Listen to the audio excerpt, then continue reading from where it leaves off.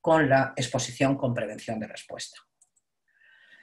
Aún así, bueno, pues seguimos teniendo muchas preguntas abiertas, hemos avanzado mucho, además de la exposición contamos con la terapia cognitiva específica, pero hay pacientes que no mejoran. Y por eso lo que nos hemos preguntado y nos seguimos preguntando a continuación es ¿qué sabemos del paciente resistente? ¿En qué consiste ese paciente resistente? Lo que hicimos fue, o lo que hemos hecho hasta el momento, es valorar post-hoc, lógicamente, post-tratamiento, aquellos pacientes que no responden ni a la terapia cognitiva específica, ni a la exposición con prevención de respuesta, ni a una combinación de ambas, frente a aquellos que sí que responden al tratamiento, ¿vale? Y, bueno, pues los hemos comparado, insisto, post-hoc, en una serie de variables, por ejemplo, en variables sociodemográficas no hay diferencias, ni hay más mujeres, ni más hombres, ni el nivel educativo tiene ninguna influencia, ni el estatus económico, ni el estado civil.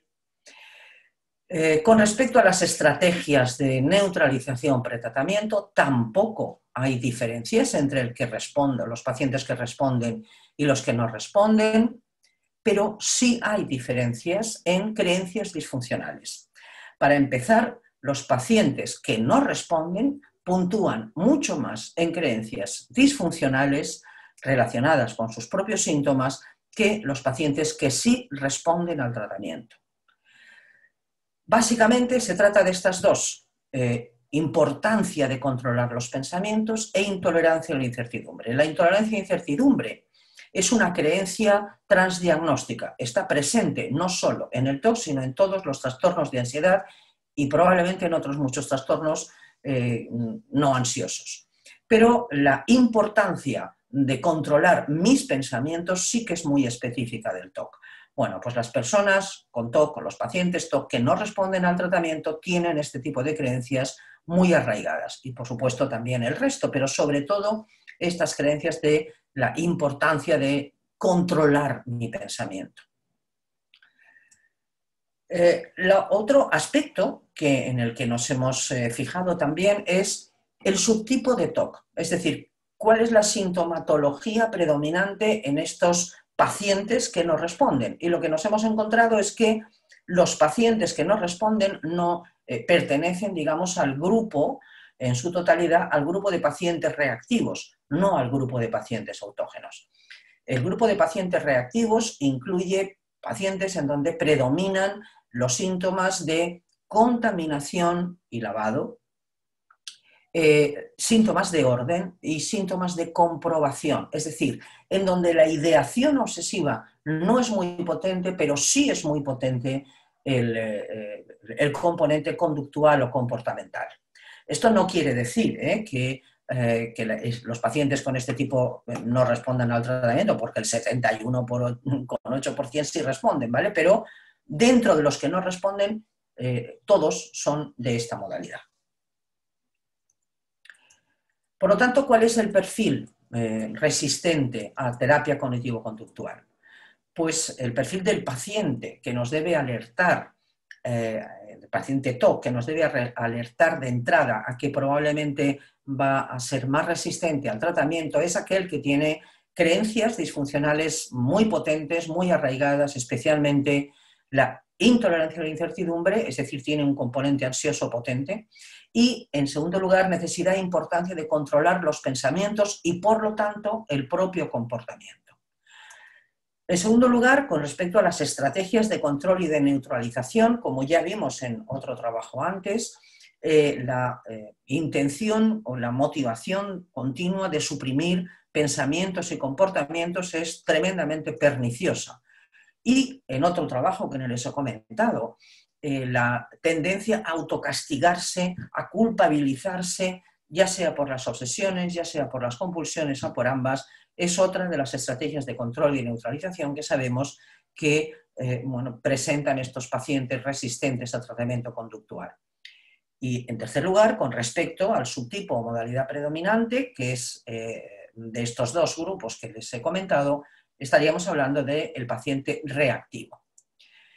El TOC es un trastorno heterogéneo. pero sin embargo los subtipos o las dimensiones de síntomas no se tienen en cuenta ni en guías como la NICE ni en la mayor parte de los estudios de eficacia.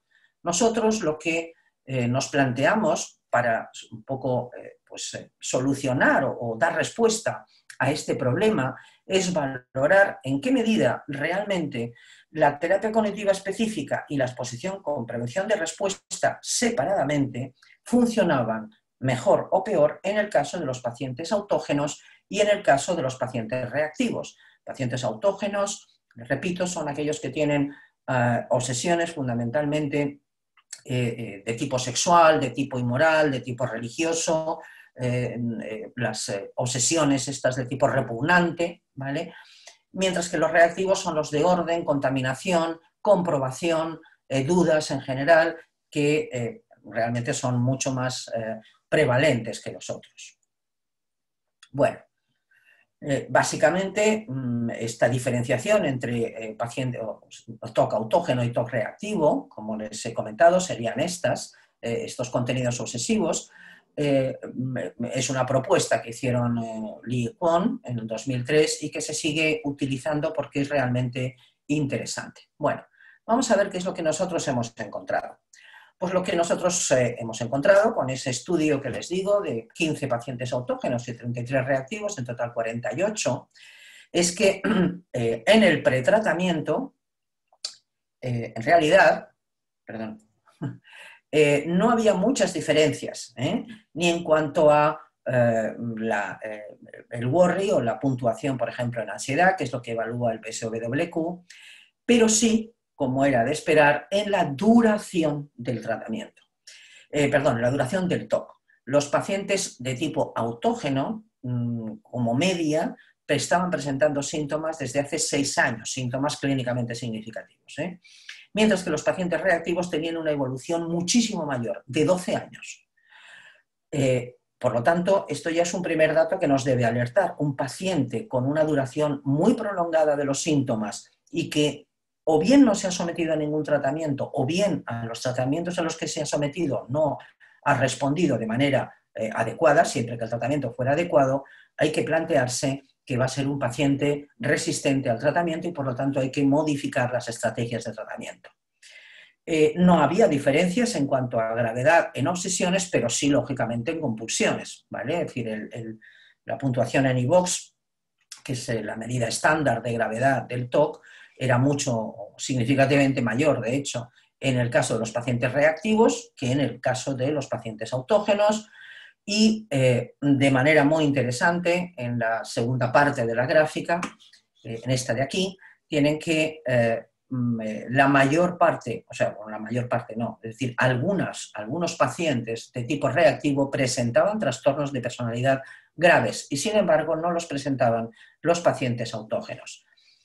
Muchísimos pacientes, prácticamente la totalidad, estaban recibiendo o habían recibido sin éxito tratamiento farmacoterapéutico para el TOC, mientras que aproximadamente la mitad de los pacientes autógenos habían recibido tratamiento de farmacoterapia. Estas eran las diferencias clínicas en el pretratamiento.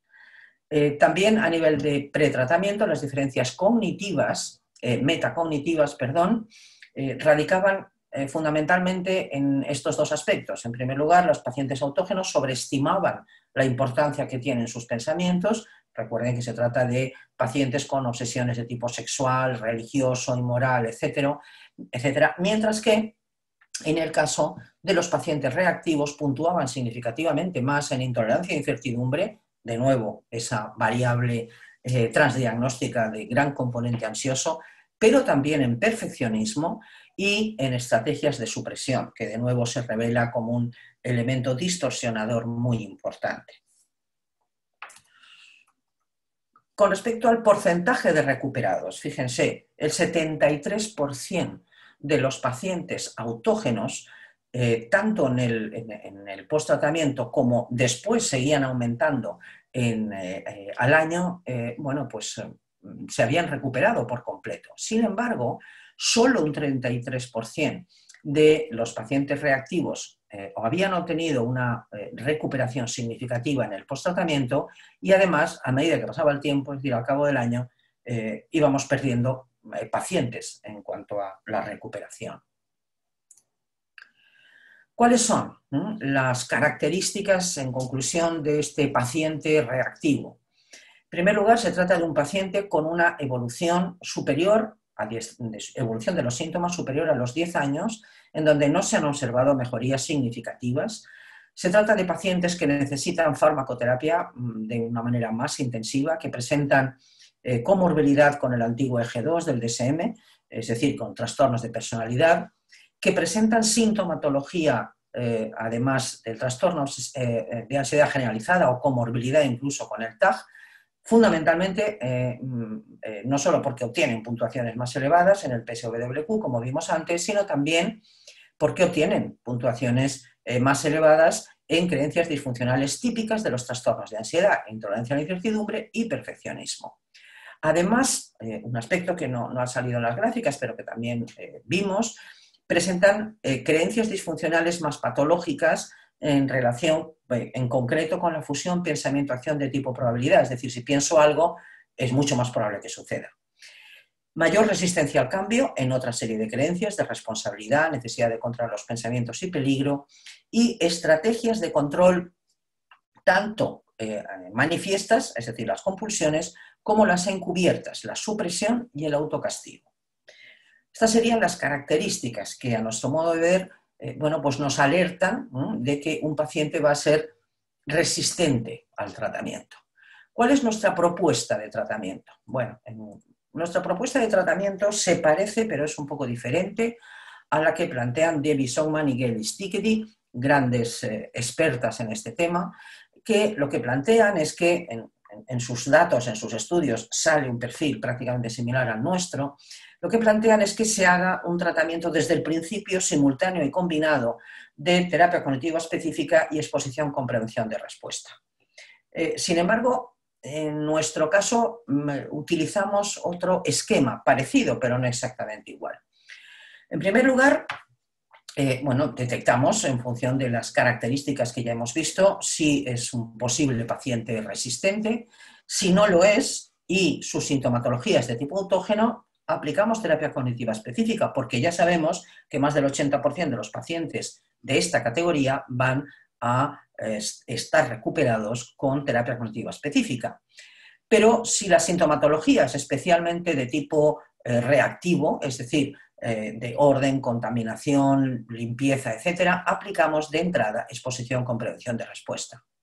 Pero cuando nos encontramos con un perfil de paciente posiblemente resistente, lo primero que nos planteamos es incluir y analizar, por supuesto, y evaluar muy bien qué comorbilidad presenta, porque seguramente va a haber que tratarla al mismo tiempo que el TOC.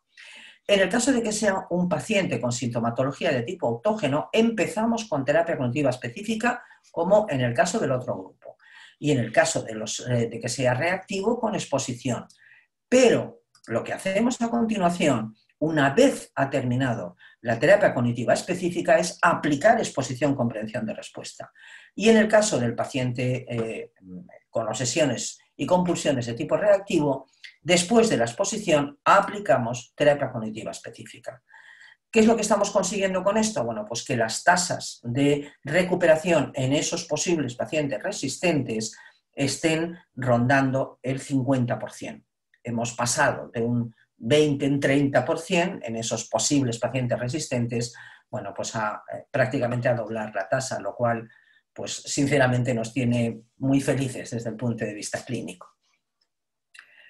En conclusión, la terapia cognitiva específica para el TOC es absolutamente similar y asimilable a la exposición en cuanto a la eficacia y la estabilidad temporal, pero además es mejor que la exposición cuando hablamos de tasas de abandonos, adherencia o recaídas. Es manifiestamente superior cuando se trata a la EPR, cuando se trata de pacientes cuyas obsesiones son de tipo autógeno. Y además, en nuestra experiencia, lo que hemos visto también es que facilita la introducción de la exposición con prevención de respuesta en pacientes que sabemos que necesitan exposición, pero que se resisten a la exposición. Entramos en el último punto, en el último aspecto de mi intervención, las nuevas aportaciones en estudio. Me voy a detener en dos cuestiones, las nuevas tecnologías y las famosas y bien conocidas terapias de tercera generación. En primer lugar, con respecto a las nuevas tecnologías, les voy a hablar de lo que nosotros estamos haciendo porque es de lo que tengo alguna experiencia. Aquí tienen algunas de las publicaciones que hemos sacado recientemente con respecto a las nuevas tecnologías.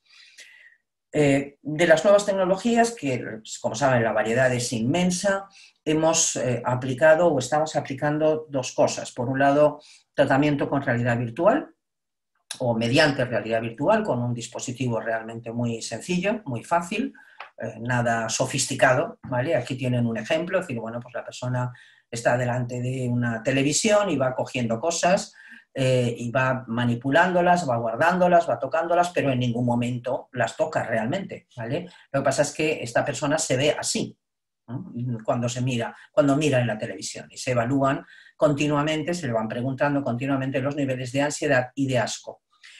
Lo primero que hicimos, les cuento esto porque es el estudio que tenemos publicado, es valorar en qué medida realmente los escenarios estos virtuales que planteamos, que son 4 y que van creciendo en suciedad, en contaminación posible, etcétera, provocaban realmente lo que tenían que provocar, es decir, ansiedad y asco en el caso de que el asco fuera la emoción dominante, ¿no? Lo probamos inicialmente en 4 pacientes, 4 mujeres en concreto, con, lógicamente, sintomatología de contaminación y lavado, y la que me interesa destacar sobre todo es la paciente número 2, que estaba en tratamiento con terapia cognitiva específica, no avanzaba especialmente y no quería de ninguna de las maneras someterse o realizar tareas de exposición con prevención de respuesta. Bueno, lo que vimos es que a través de los 4 escenarios que proponemos, que van creciendo teóricamente, en principio, en ansiedad y en asco, efectivamente crecían en ansiedad y en asco, ¿vale? Es decir, la exposición virtual a un contexto contaminado o potencialmente contaminado es positiva. De hecho, esta paciente, después de la exposición virtual, consintió hacer exposición en vivo. ¿Cuáles son? De todas formas, bueno, hay que decir que el tratamiento o la aplicación de la realidad virtual al TOC está en sus inicios, no hay estudios publicados sobre ello, excepto el nuestro, que es un estudio muy sencillito, y algún otro, pero que realmente son pues, estudios de caso y muy sencillos. A diferencia de lo que sucede, por ejemplo, con las aportaciones de la realidad virtual a otra serie de problemas, como el miedo a volar, el control del estrés, la agorafobia, etc. Bueno, pues desde nuestro punto de vista, para lo que sirve en estos momentos, no más adelante, y para lo que sirve desde nuestra experiencia clínica, ¿vale? Es para que se incremente de manera significativa la conciencia o el insight sobre el problema. ¿Por qué? Porque provoca ansiedad y asco simplemente el hecho de manejar virtualmente, sin tocar en ningún momento, una serie de objetos que aparentemente pueden estar sucios, como puede ser pues, un pollo o una manzana que estaba encima de una bancada o cosas por el estilo, y el paciente se da cuenta de que siente ansiedad y siente asco, aunque realmente no esté tocando nada de eso, ¿vale? Es muy importante en los pacientes TOC incrementar su conciencia del problema. Y en este caso o en este aspecto, desde luego, desde nuestro punto de vista, la realidad virtual puede aportar muchísimo. A nosotros también nos facilita el debate cognitivo durante la exposición virtual, ¿vale? Y por lo tanto, como les comentaba antes, facilita el tránsito a exposición en contextos reales en esos pacientes que están rehusando hacer exposición en vivo. Pero tenemos que ser muy prudentes, no hay estudios controlados, puede ser difícil aplicar este tipo de procedimientos en los contextos de salud pública, de hecho, solamente lo podemos aplicar con los pacientes que acuden a la consulta de la universidad, porque en el contexto de la sanidad pública no es posible aplicarlo, por cuestiones simplemente de espacio. Y, por supuesto, hay que valorar en qué medida el balance eficacia-efectividad está equilibrado. Pero, bueno, pues es una herramienta sobre la que tenemos que estudiar más, tenemos que trabajar más y tenemos que valorar en qué medida realmente puede ser útil para los pacientes TOC. Lo que, sin embargo, nos ha resultado mucho más útil y estamos realmente entusiasmados con esta cuestión, es con las aplicaciones para el móvil. Hemos visto que, y les he comentado, que en esos pacientes resistentes y en la mayor parte de los pacientes, el problema, cuando tenemos problemas de hecho de eficacia de tratamiento, nos encontramos con pacientes con una gran adherencia a creencias disfuncionales.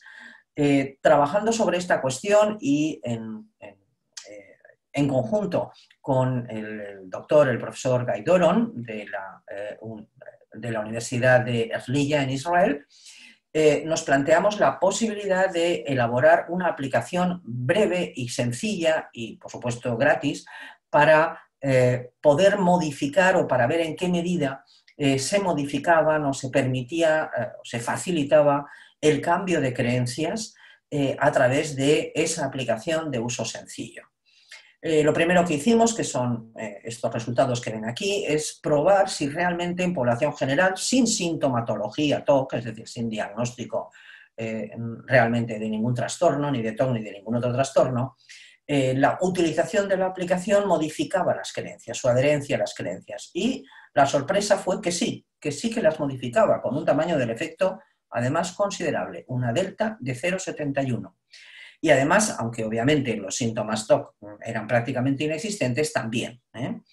¿En qué consiste la aplicación? El paciente atraviesa una serie de, o la persona atraviesa una serie de pantallas en donde se le plantean determinadas, donde se trabaja una creencia en concreto y en donde tiene que aceptar o rechazar determinadas afirmaciones relacionadas con esa creencia. La aplicación se utiliza durante 3 minutos, 15 días consecutivos a ser posible. Y los resultados de esos 3 minutos durante 15 días son estos que ven aquí.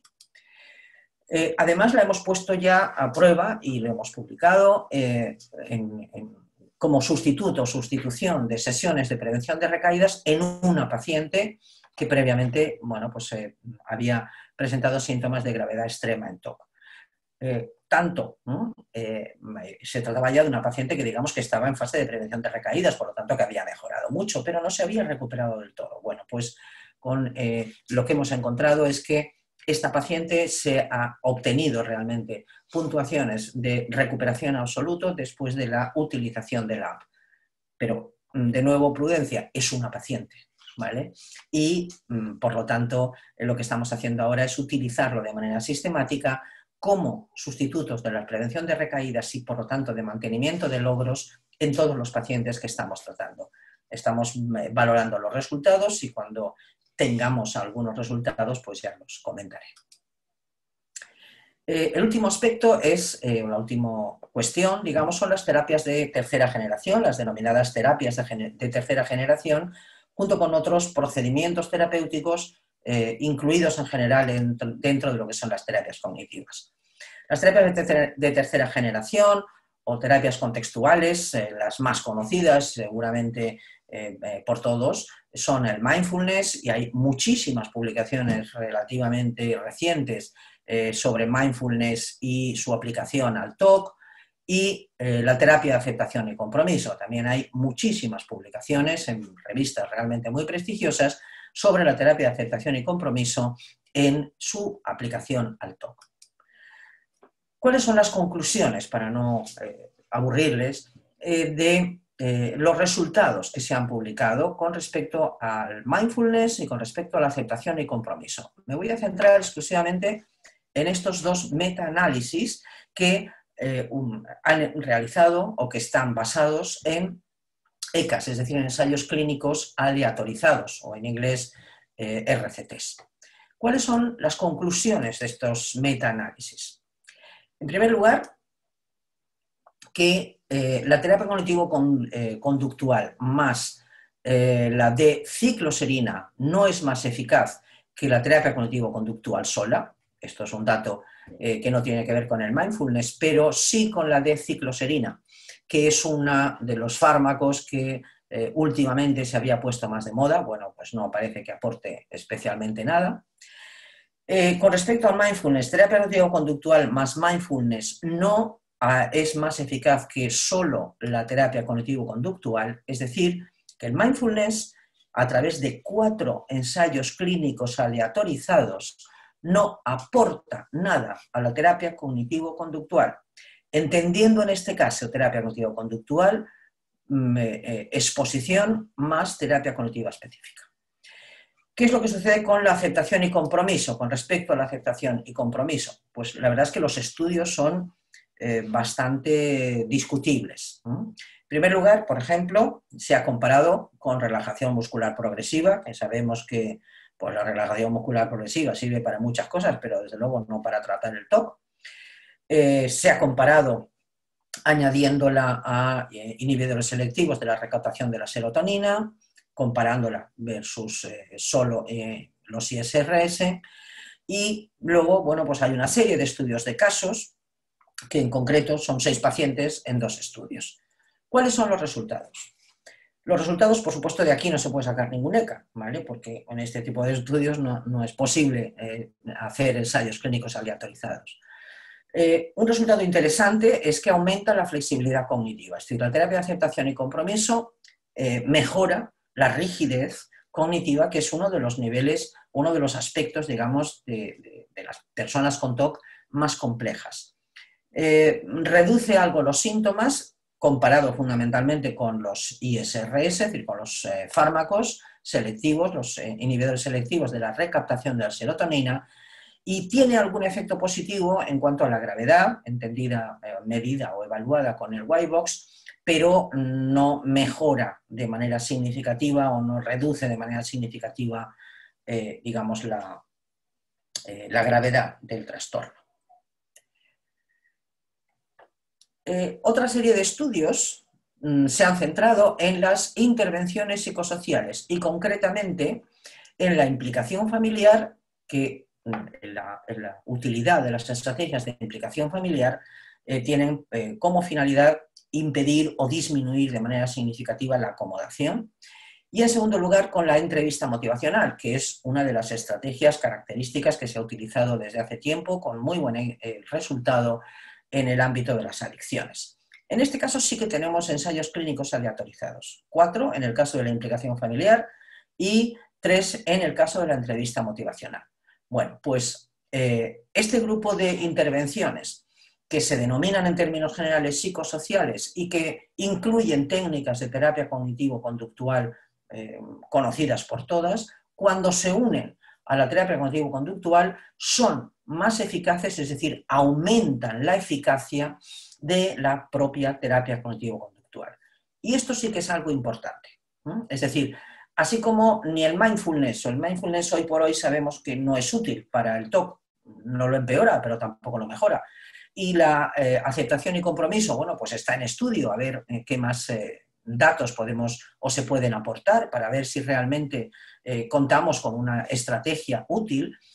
Sin embargo, en el caso de estas intervenciones psicosociales sí que sabemos que son muy útiles, la implicación familiar y la entrevista motivacional, pero además es que su eficacia es mayor cuanto más grave está el paciente y además incluso aportan datos muy importantes de mejoría cuando se dispensan independientemente de la terapia cognitivo-conductual, es decir, como intervenciones aparte, no vinculadas o no incluidas dentro del protocolo de terapia cognitivo-conductual. Concluyendo, de todo lo que venimos diciendo, de lo que intento decirles. En primer lugar, que la terapia cognitiva adaptada a TOC o terapia cognitiva específica es al menos tan eficaz como la exposición o terapia de conducta propiamente dicha, tanto en formato individual como grupal, con lo cual disponemos de un instrumento importante. En segundo lugar, que tenemos que tener en cuenta que el TOC es un trastorno heterogéneo. Y esto quiere decir que nos tenemos que fijar en cuál es la patología y cuál es la sintomatología y las características psicopatológicas del paciente, de tal manera que podamos escoger el tratamiento más adecuado en cada momento para cada paciente.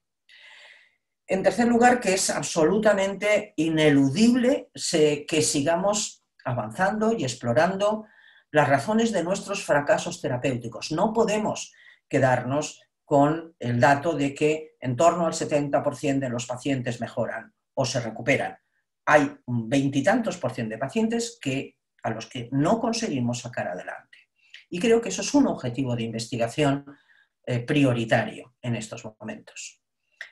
En otro lugar, o un cuarto lugar, me parece que es importante